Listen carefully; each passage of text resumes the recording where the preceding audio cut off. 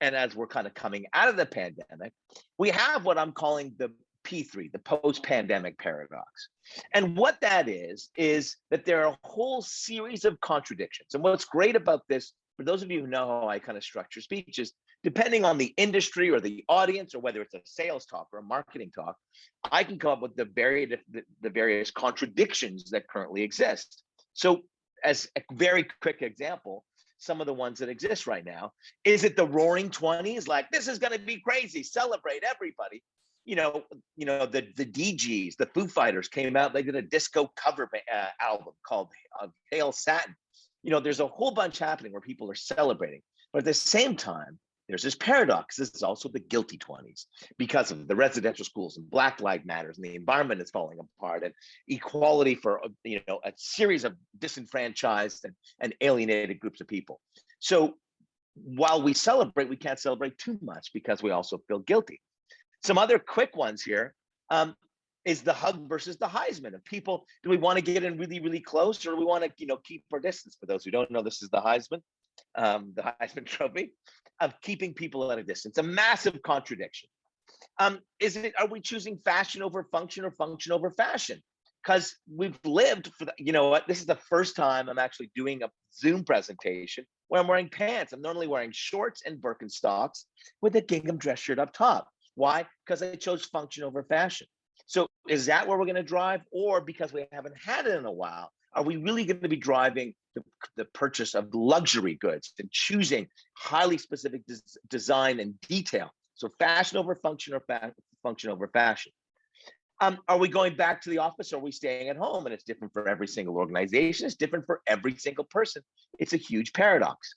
And then this idea of freedom. Are we talking about the freedom to travel the world and do the things we used to do? Are we celebrating personal freedom and saying, I'm not getting the vaccine, and all those other, whatever, those who want to celebrate personal freedom are celebrating.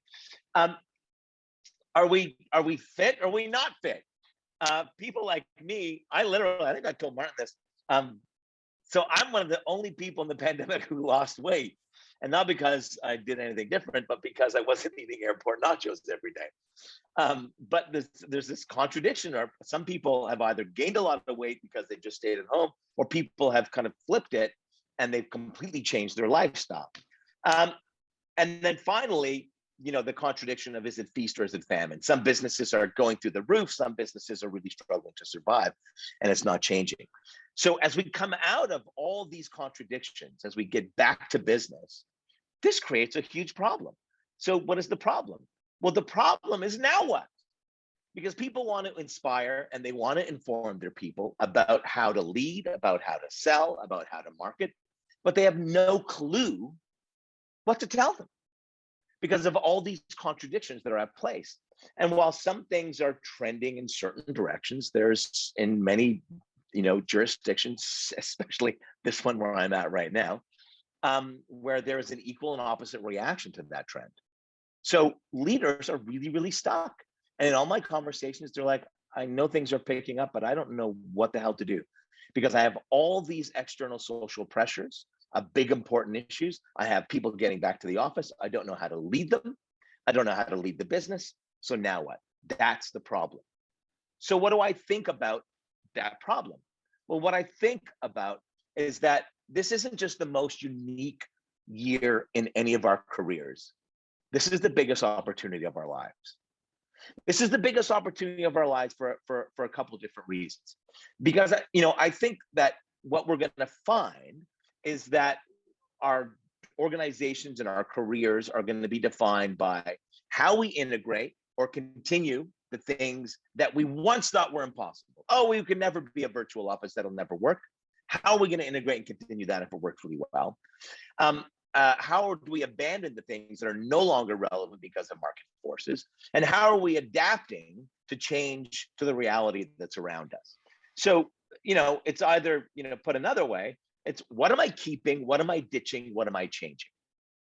So that's really at the heart of this now what, that we have to figure that out. So with all those contradictions, how do we solve it? So how should people solve this problem of now what? And how they should solve it is to channel the chaos and prepare for growth. And that growth needs to be redefined due to the current reality, that it is organizational growth and it is personal growth. So we're channeling the chaos and we're preparing for growth.